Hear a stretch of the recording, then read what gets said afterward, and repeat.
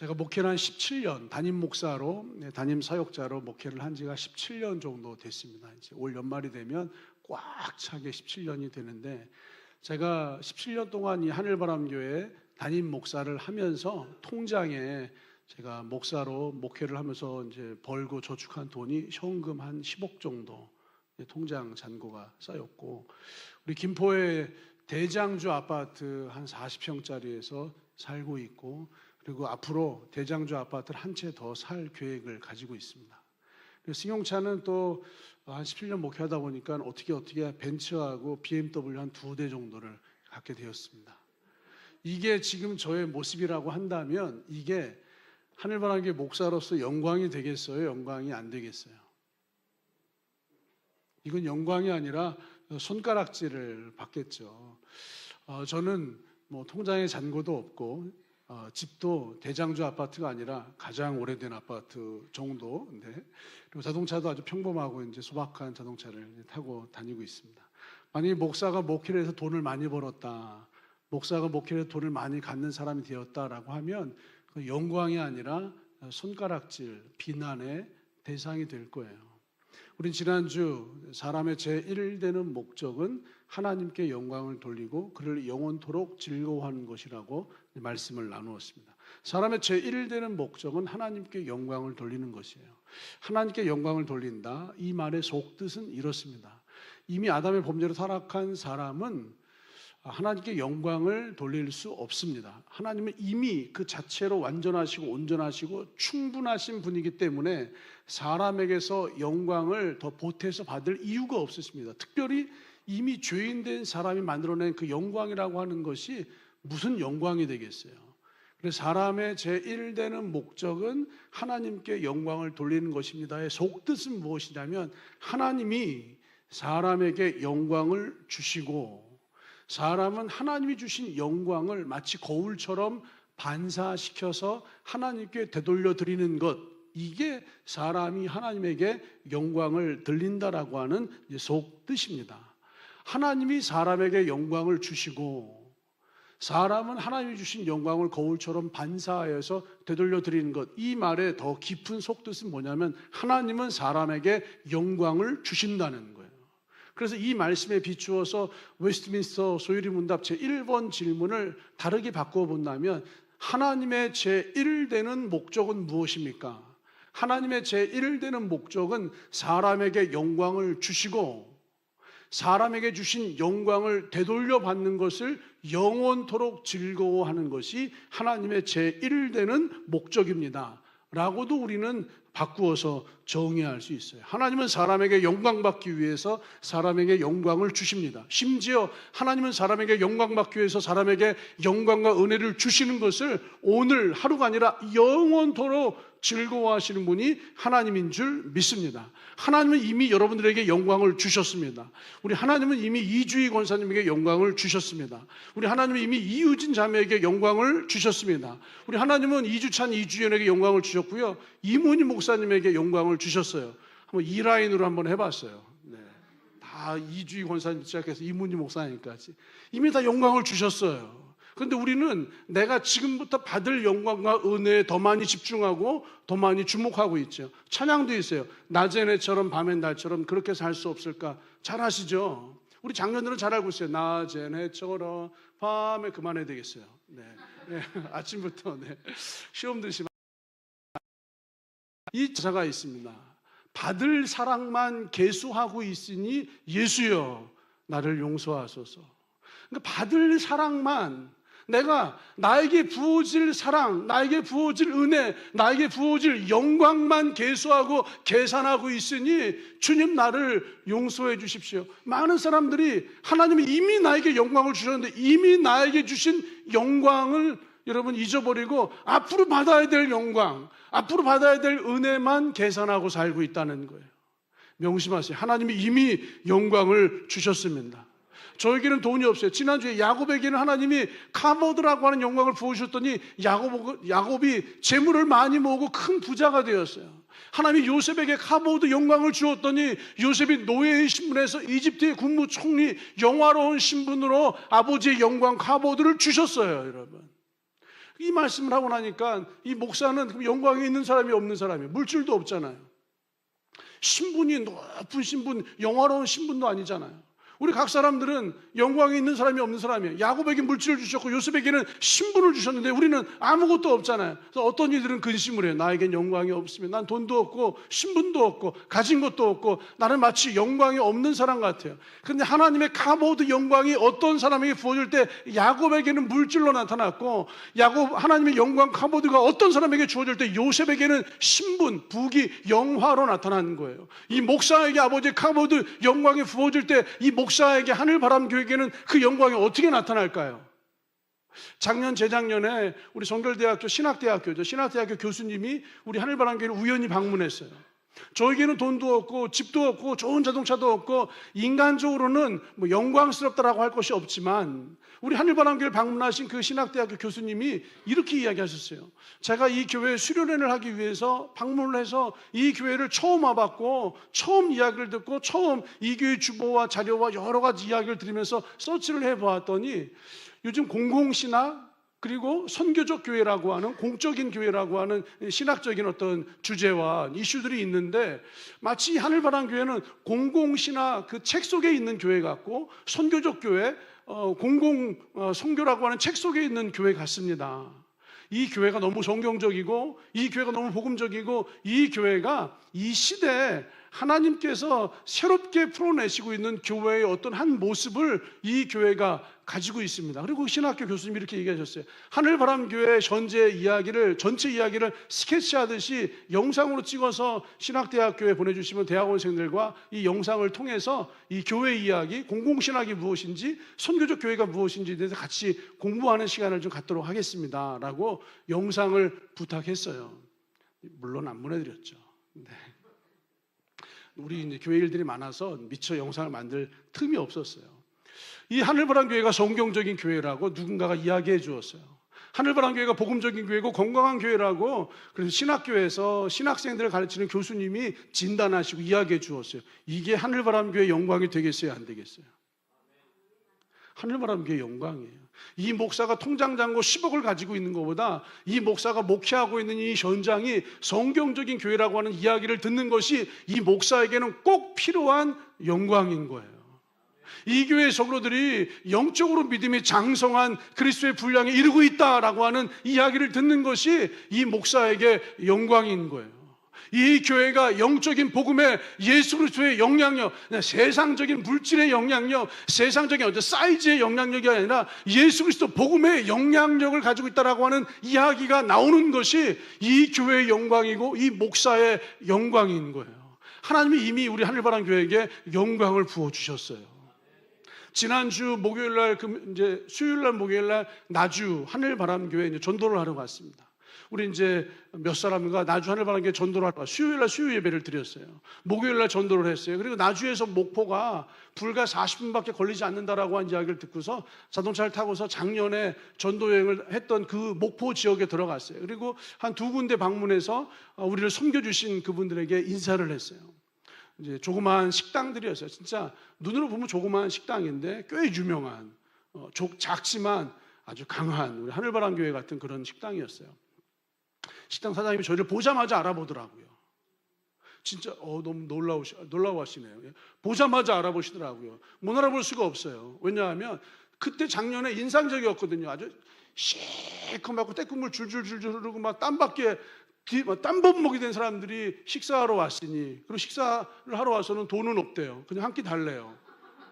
그러니 그걸 어떻게 잊을 수가 있냐고요. 줬더니 다른 분들은 식사를 하시면 적당히 먹고 적당히 남기는데 이분들은 남긴다는 게 없어요.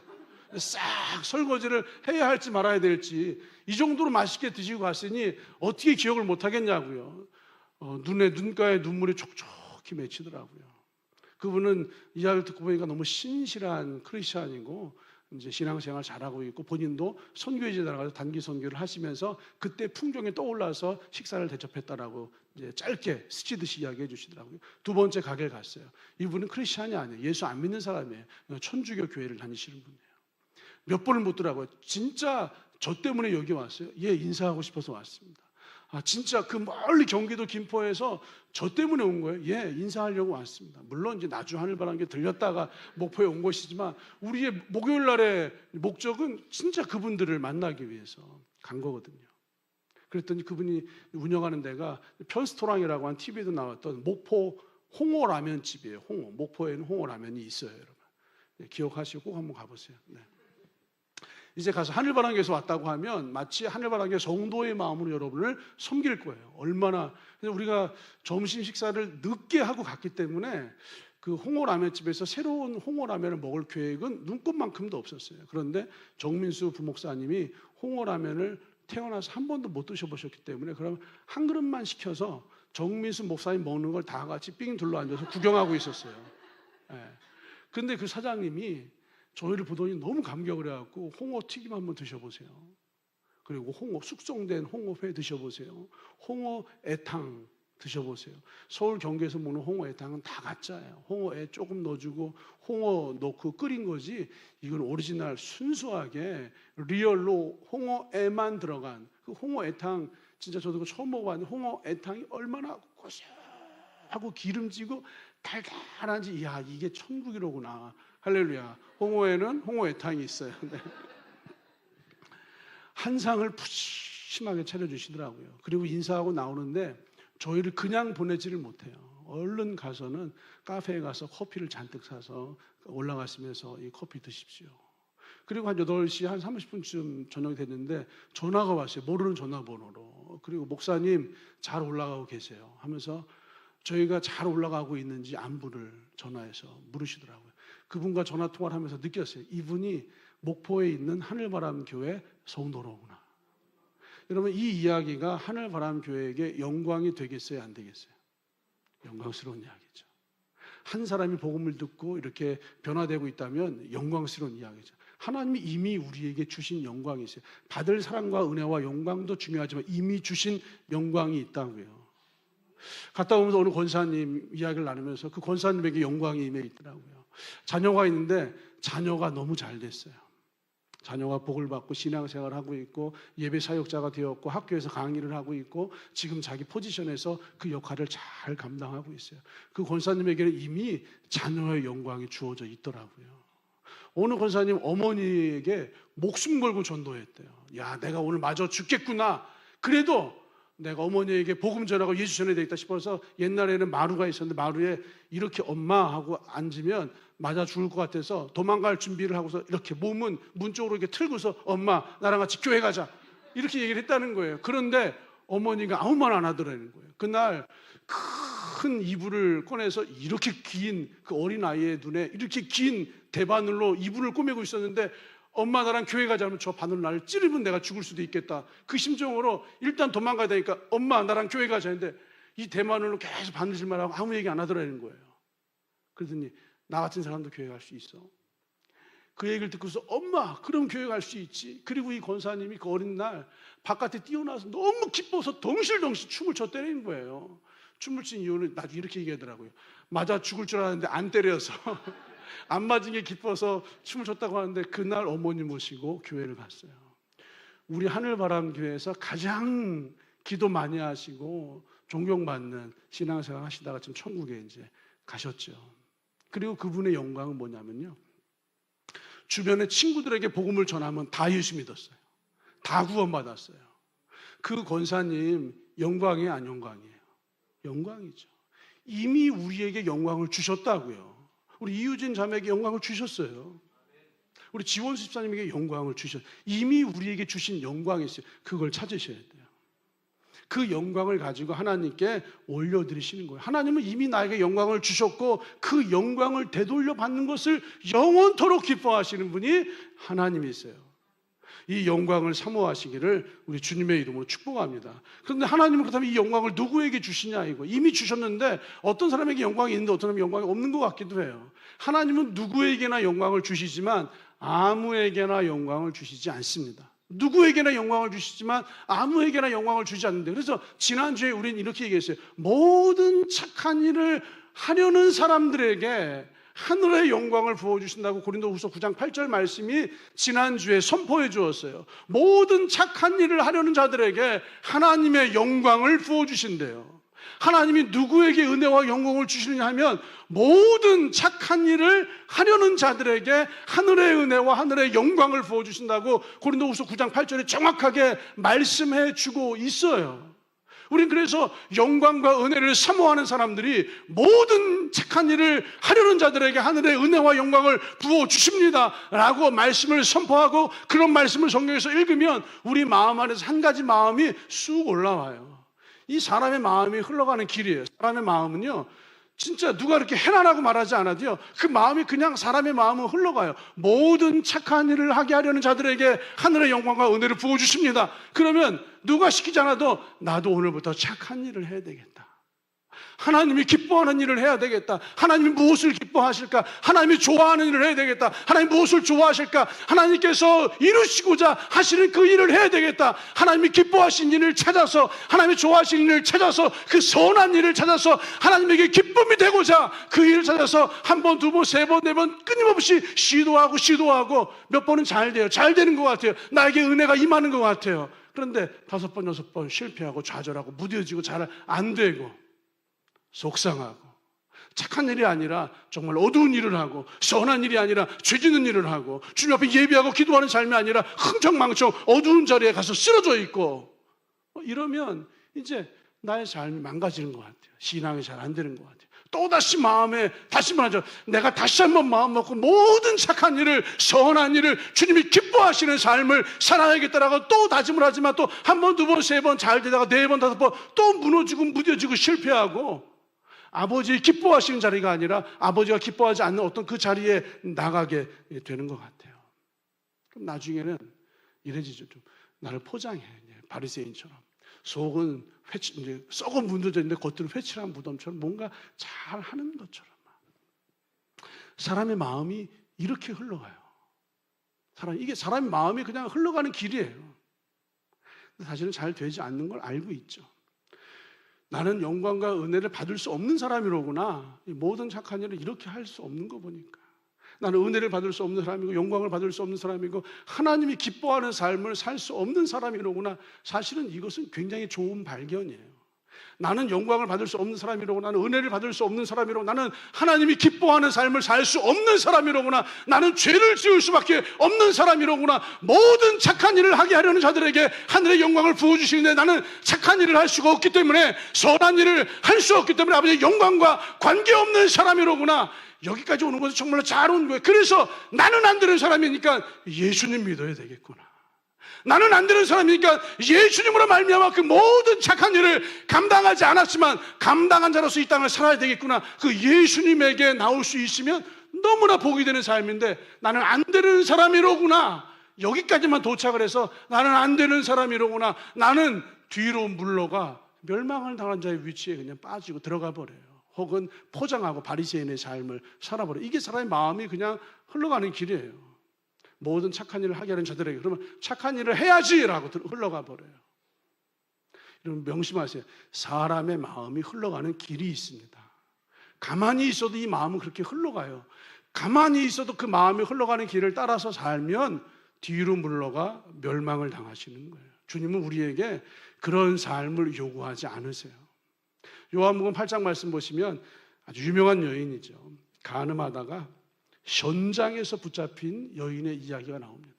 우리는 이 이야기를 들으면 너무 유명한 사건이고 여인이고 모르는 사람이 없어요. 간음하다가 현장에서 붙잡힌 여인하면 간음한 누군가를 떠올려요. 혹시 나는 간음하지 않았나? 난 간음하지 말아야지. 간음한 어떤 이야기가 떠올라요. 혹시 내 안에 부정한 것이 있는가? 이런 게 막 자꾸 찾아져요. 이게 마음이 흘러가는 길이에요. 사람의 마음이 흘러가는 길은 누가 간음하고 있지? 나는 간음하지 않았나? 내 안에 있는 부정한 것은 무엇인가? 이런 걸 자꾸 살피고 찾고 확인하게 돼요. 그런데 누가 간음하지 않았나가 아니라 우리 모두가 간음한 사람들이에요. 내 안에 부정한 것이 있나 없나가 아니라 우리 모두가 다 부정한 사람들이에요. 요한복음 8장 간음한 여인의 이야기는 우리의 이야기, 정확하게 내 이야기. 내가 간음한 사람이고 내가 부정한 사람이고 여러분이 간음한 사람이고 여러분이 부정한 사람이에요.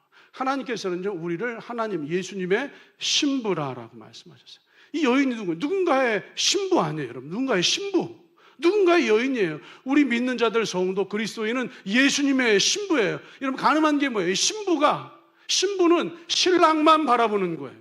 이 신부는 신랑만 따라가는 거예요. 이 신부는 신랑만 의지하는 거예요. 이 신부는 신랑만 사랑하고 신랑과만 관계를 맺고 신랑과만 친밀한 교제의 기쁨을 누리는 것이 신부, 거룩한 신부, 순결한 신부라고 얘기해요. 그런데 이 가늠한 여인은요, 신랑만 바라보는 것이 아니라 이 남자도 바라보고 저 남자도 바라보고 저기 있는 저 남자도 바라보는 거예요. 신랑만 따라가는 것이 아니라 따라가다 보니 이 남자도 멋있어요. 따라가는 거예요. 저 남자도 참 좋은 것 같아요. 따라가는 거예요. 신랑만 의지하는 것이 아니라 내가 믿고 있는 이 신랑이 좀 비리비리 아닌 것 같아요. 저 남자가 훨씬 더 강건해 보여요. 이 남자도 의지하는 거예요. 이게 가늠한 여인이에요. 이게 가늠한 여인이라고요. 가늠한 여인은 다른 게 아니에요.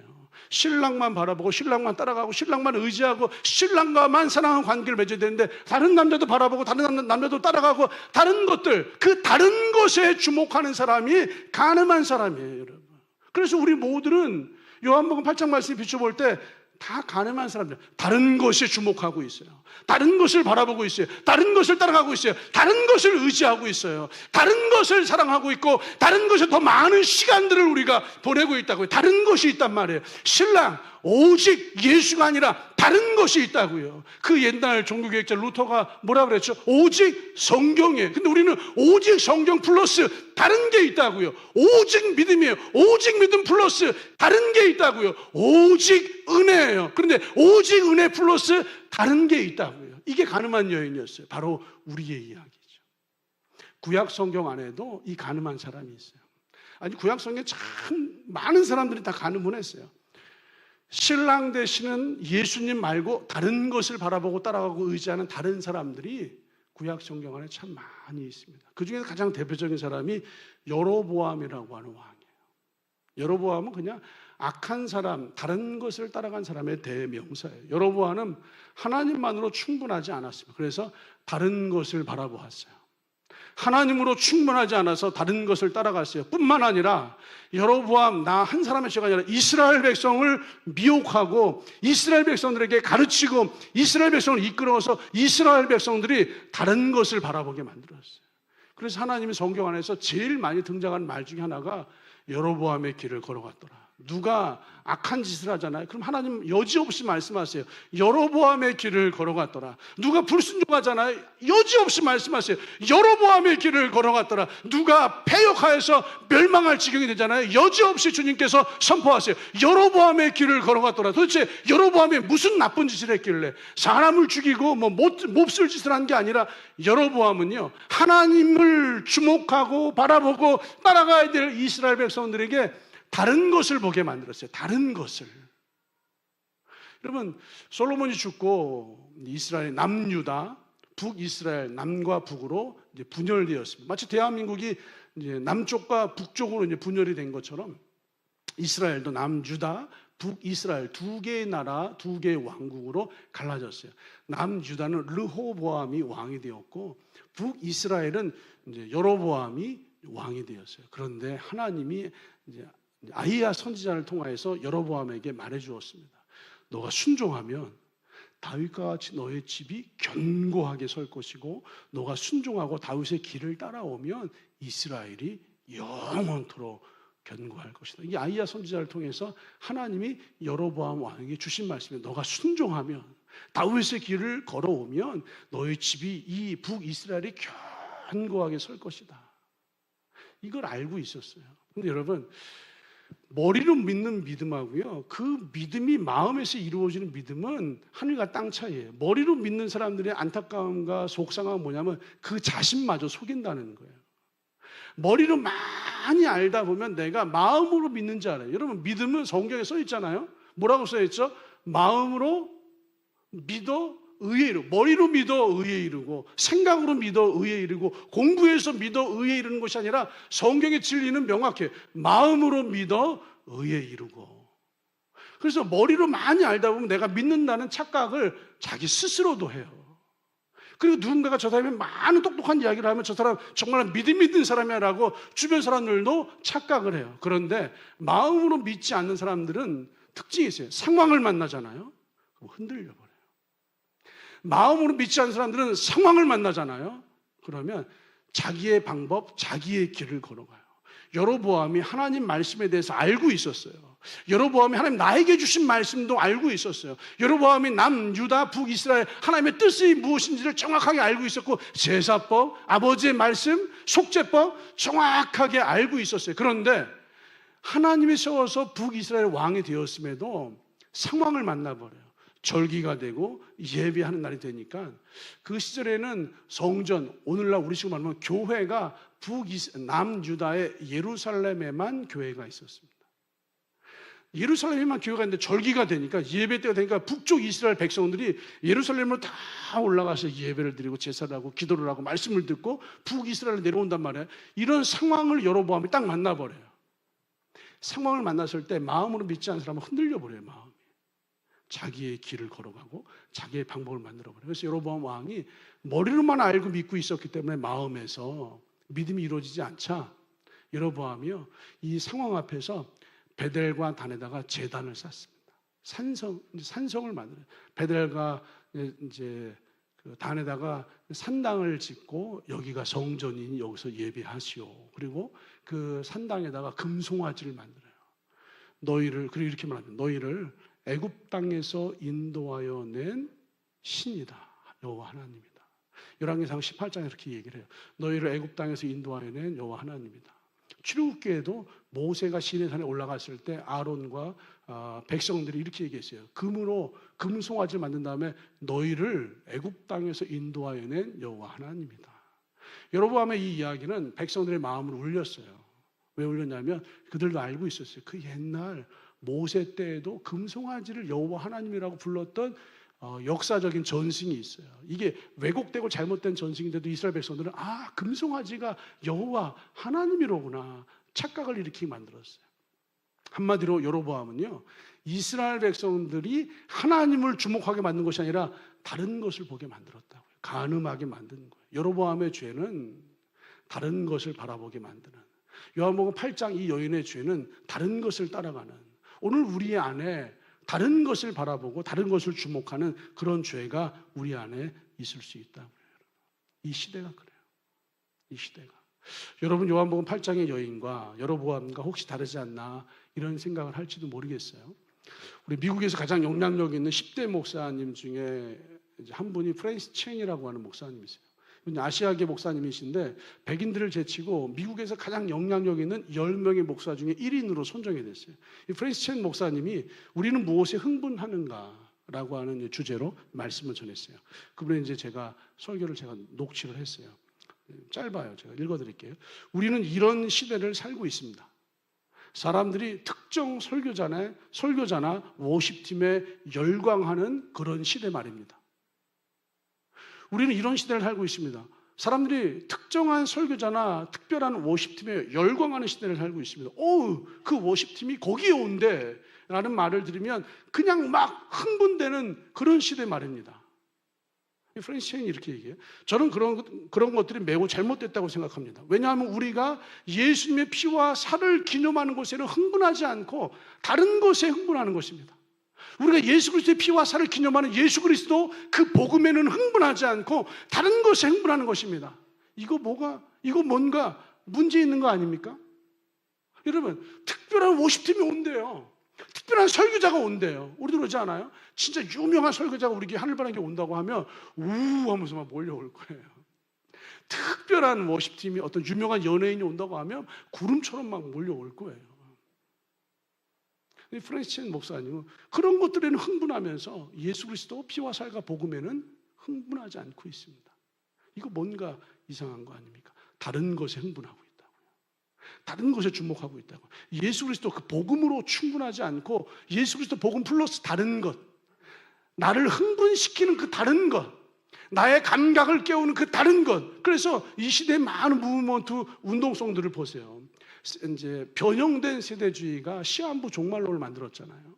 시한부 종말론, 우리가 주님의 재림을 사모하는 게 뭐가 문제겠어요. 그런데 시한부 종말론자들의 관심은 언제, 그 때와 시기에 대해서 굉장히 궁금해하고 그 때와 시기에 대해서 이야기를 하잖아요. 그 때와 시기를 완성하기 위해서 지금 현재 이 땅에서 우리가 어떻게 살아야 되는지를 이야기하잖아요.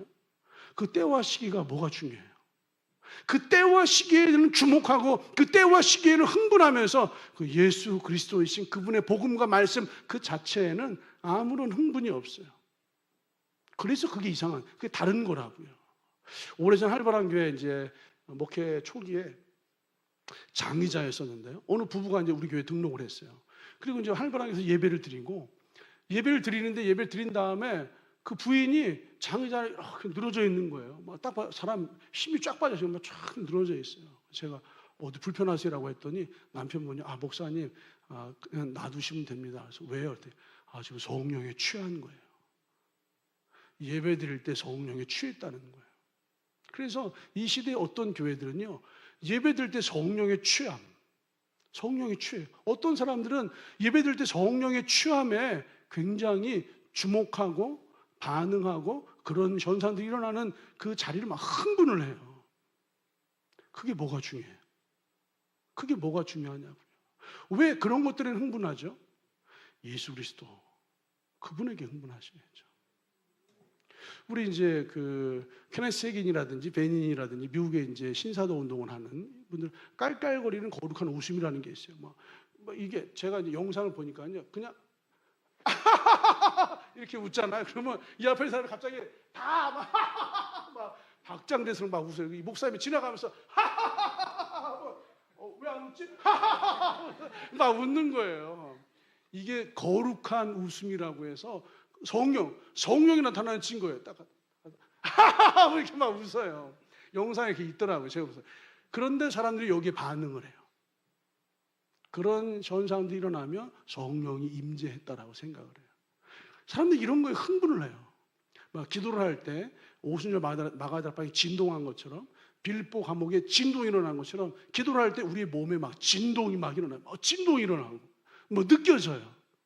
성령님이 임재하시기 때문에 진동이 일어나는지 일어나지 않는지, 깔깔거리는 웃음이 있는지 없는지, 성령의 취함이 있는지 없는지, 뭐 쓰러지는지 안 쓰러지는지 이런 거에 주목하고 있어요, 여러분. 이게 뭐가 중요하죠? 이게 뭐가 중요하냐고요. 방언을 하는 거 좋은 거지만 그게 뭐가 중요해요? 예언을 하는 거 이게 뭐가 중요해요? 그때 그 성도님 교회 와서 자꾸 예언을 하더라고요.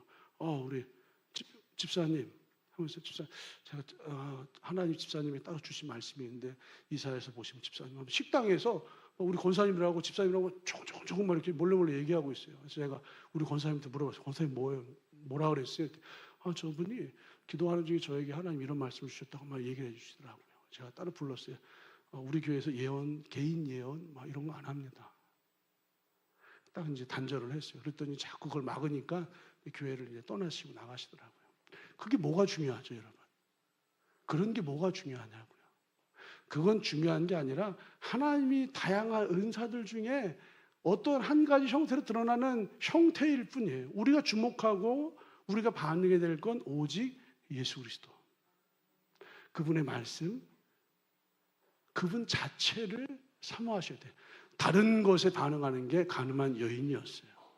여러분 마음에 죄는 구약의 가늠한 남자, 다른 것에 반응하는 사람이었어요.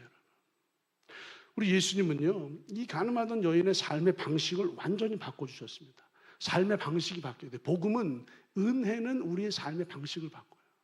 사람의 마음이 흘러가는 길이 있어요. 가만히 있으면 모든 착한 일을 하려는 자들에게 영광을 부어주신다는 말을 들으면 착한 일을 해야지라고 하는 마음이 흘러가 버려요. 예수님 말씀에 나도 너를 정죄하지 아니하노니 가서 다시는 죄를 짓지 말라. 권사님 가서 다시는 죄를 짓지 마세요. 권사님 진짜 다시는 죄를 짓으면 안 돼요. 종거 다시는 죄를 짓지 마. 주님이 이 여인에게 다시는 죄를 짓지 말라라고 말씀하셨어요. 그러면 사람의 마음이 흘러가요. 이렇게 흘러가서 다시는 죄를 짓지 말아야지. 죄를 짓지 말아야지. 어떻게 하면 죄를 짓지 않을까? 이런 생각이 그냥 일어나요. 여러분 그러지 않으세요? 근데 이 여인에게는 주님이 다른 삶의 방식을 주셨어요. 그날 예수님이 이 여인의 마음에 다른 걸 채워주셨어요. 나도 너를 정죄하지 않으냐노니 가서 다시는 죄를 범하지 말라. 여자를 돌려보냈어요. 이 여자가 예수님을 떠나는 장면이 성경에는 기록되어져 있지 않지만 한번 여러분 상상해 보세요. 여자가 예수님을 떠나는 장면을 여러분 마음에 한번 떠올려 보시고 그려 보세요. 한번. 여자가 예수님을 떠나갈 때 어떻게 떠나갔겠어요, 여러분? 예수님 떠나갈 때 예수님을 바라보면서 내가 지금 간음을 하다가 현장에 붙잡혀 왔는데 저 사람이 돌로 쳐서 나를 죽였어야 하는데 내가 지금 돌무더기에 갇혔어야 되는데 예수님의 은혜로 내가 죽어야 될 내가 예수님의 은혜로 산 거예요, 여러분. 누구도 나를 이제는 고발하거나 정지하지 않고 완전하게 산자가 되어서 새 생명을 얻어서 살게 되었어요. 그 여자가 예수님을 떠나갈 때 예수님 정말 예수님 감사합니다. 예수님 감사합니다. 정말 예수님 너무너무 감사합니다. 얼마나 감사했겠어요. 여러분 제가 그냥 연출하는 게 아니라 진짜 그러지 않았겠어요. 얼마나 감사해요. 예수님 감사합니다. 감사합니다. 그리고 떠나가는 거예요. 떠나가다가 그냥 떠나가지 않는 거예요. 그냥 감사합니다. 감사합니다. 또 걸어가다 또 감사합니다. 그날 목포에 갔는데요. 그 홍어라면집 사장님이 계속 우리를 쳐다봐요. 계속 쳐다봐요. 아니 경기도 김포도 목포에 한 번 간 것만으로도 그냥 계속 쳐다보면서 이렇게 하는데 죽어야 될 내가 살았는데 그 여자가 어떻게 그냥 가겠냐고요. 감사합니다. 걸어가면서 또 뒤돌아보고 감사합니다. 언덕을 넘어가요. 이 언덕만 넘어가면 예수님이 안 보일 거예요. 언덕까지 올라가서 예수님 정말 펑펑 울면 예수님 감사합니다. 겨우 집에 도착해요. 제가 이거 상상해봤어요. 제가 이걸요. 집 문고리를 딱 잡을 때 진짜 눈물이 펑펑 날 것 같아요. 내가 이 문을 열 거라고는 상상도 못했어요. 내가 아까 붙잡혔을 때 돌에 맞아서 내가 그냥 죽고 그냥 끝나버렸는데 내가 지금 이 문고리를 붙잡고 문을 여는 거예요. 주님, 내가 이 문을 열 수 있을 줄이야. 꿈에도 생각을 못했어요. 주님 정말로 감사합니다. 정말로 감사합니다.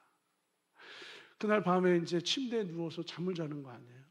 잠을 자는데 침대에 탁 눕는 순간 주님, 내가 아까 거기서 그냥 쓰러져서 그 자리에 누워서 내 인생 끝났는데 내가 여기 이렇게 정말 여기 이렇게 편안한 여기 누워서 주님 정말 감사합니다.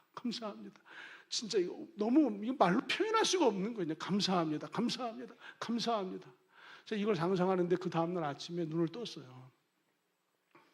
눈을 뜨는데요, 이 마음이 무너지더라고요. 어떻게 눈을 떠요, 내가? 어제 죽어버렸는데.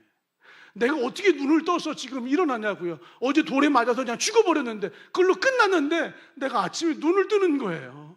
내가 눈을 떠서 새로운 날을 내가 맞이하는 거예요. 이게 너무너무 감사해요. 이거는 뭐라고 말로 표현할 수가 없는 그냥 이 마음이 감사로 그냥 꽉 차버렸어요. 감사합니다. 주님 감사합니다. 예수님. 그냥 마음이 이 여자가 뭐 성경을 알겠어요? 이 여자가 뭐 기도하는 걸 알겠어요? 이 여자가 뭘 알겠어요? 이 여자가 예수님에 대해서 아는 게 뭐가 있겠어요? 그냥 예수님이 나를 살려주셔서 그냥 예수님 감사합니다. 이 마음밖에 없는 거예요. 얼마 전 호주 리버처치에서 제임스 목사님 오셔서 이제 설교하셨잖아요. 제임스 목사님을 모시고 있는 토요일 날 밤에 이제 쿠땡 뷔페 이제 모시고 갔어요. 쿠땡 뷔페에 모시고 갔는데 이분이 이 쿠땡 뷔페에서 자기는 이런 식당 세상에 태어나서 처음 봤다는 거예요. 너무 맛있고 이거를 한도 끝도 없이 계속 먹는 거예요. 이거 진짜 세상에 이런 식당 너무너무 자기는 태어나시는데 처음 와봤다고 하면서 너무 기뻐하시더라고요. 제가 봤어요. 한 접시 먹고 두 접시 먹고 세상에 태어나서 처음 와봤다고 하면서도 세 접시를 먹고 너무 배가 불러서 이제 옆에 탁 앉아서 더 이상 못 먹더라고요. 제가 목사님 더 드세요 했더니 너무 배가 불러서 배가 꽉 차서 더 이상 먹을 수가 없다는 거예요. 그래서 아이스크림, 목사님 아이스크림 괜찮아요. 아이스크림은 그냥 스르르 녹는 거죠. 그랬더니 아이스크림 안 돼요. 너무 배가 불러서 더 이상 꽉 차서 먹을 수가 없어요. 뭐 샤인머스키 포도 하나 괜찮아요. 드세요. 더 했더니 목사님이 꽉 차갖고 호주에서 이분이 큰 스테이크 먹는 걸 자랑하는 목사님이었어요. 자기 많이 먹는다 이거예요. 한 번 먹으면 큰 스테이크를 먹는 사람인데 뷔페에서 한 접시, 두 접시, 세 접시 얼마나 많이 먹었더니 포도 하나, 아이스크림 하나를 못 먹어요. 더 너무 배불러서 꽉 차서 못 먹어요. 이 여자 마음에 예수님 감사합니다가 꽉 차서 이제 더 이상 미워하는 마음이 들어올 틈이 없어요. 여러분 악한 일을 저지를 마음이 들어올 틈이 없어요. 여러분 죄 지을 마음이 들어올 틈이 없이 그 틈이 없이 예수님 그 사랑과 은혜와 감사로 그냥 꽉 차버린 거예요. 뭐 아이스크림 그냥 녹아서 스르르 스며드는 거예요. 그 스르르 스며드는 것조차도 먹을 틈이 없이 예수님의 감사와 사랑을 꽉 차버렸어요. 이게 여인의 삶의 방식이에요. 여러분, 성경 모르면 어때요, 여러분? 성경 모르면, 제자 훈련 안 받아서 성경 모르면 어때요, 여러분? 여러분, 기도 훈련 안 받아서 기도할 줄 모르면 어때요? 찬양하는데 이 찬양 못 따라 부르면 어때요, 여러분? 내가 봉사해야 되는데 사는 게 힘들어서 봉사할 시간도 없고 아무것도 못하고 있어요. 봉사 좀 못하면 어때요, 여러분? 근데 하나는 잘하셔야죠. 여러분의 마음이 다른 게 들어갈 틈이 없을 정도로 예수님에 대한 마음으로 꽉 차서 감사합니다. 감사합니다. 내가 이 문을 열 줄이야. 정말로 감사합니다, 주님. 이 감사한 마음이 그냥 꽉 차는 거예요, 여러분. 이걸로 그냥 충분한 거예요. 이게 오직 성경, 이게 오직 믿음 아니겠어요? 그냥 감사한 마음으로. 뭐 신비로운 뭐 떨림, 뭐 진동, 깔깔거리는 웃음, 뭐 예언, 방언, 뭐 이런 영적인 은사들 없으면 어때요? 없으면 남들은 뭐 1시간씩 기도한다는데 나는 1분이 안 가요. 1분이 기도하고 주여 아멘 뭐 이렇게 그냥 끝나버려요. 이러면 어때요, 여러분? 이 마음이 예수님 감사합니다 꽉 차 있으면 그 사람이 시키지 않아도 주님이 기뻐하는 삶을 살아요. 그 사람이 시키지 않아도 모든 착한 일을 넘치게 하는 삶을 살아요. 그 사람이 억지로 애쓰고 노력하고 시키지 않아도 다시는 죄를 짓지 않는 삶을 살게 돼요, 여러분. 그래서 하나님은 그 사람에게 영광을 부어주시는 거예요. 여러분, 삶의 방식이 이 여인의 방식으로 함께 바뀌어 나가는 저와 여러분, 우리 교회가 되기를 우리 주님의 이름으로 축복합니다. 우리 찬양하면서 함께 기도하겠습니다. 나 주님이 더욱 필요해.